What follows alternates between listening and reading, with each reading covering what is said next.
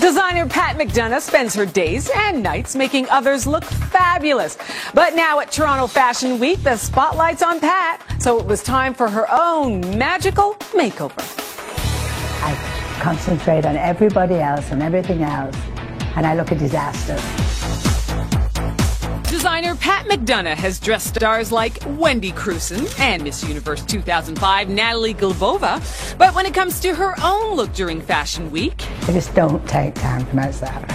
To get her runway ready, Pat is getting a head-to-toe makeover, and Pat can show off that smile without wrinkling her skin. After I'm done with you, you're going to cut those bangs 2 inches shorter.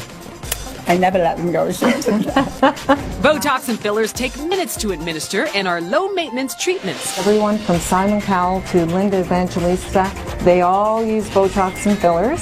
And how does the style maven feel about her full-body makeover? I never look after myself, you know, so it was really great. Really great.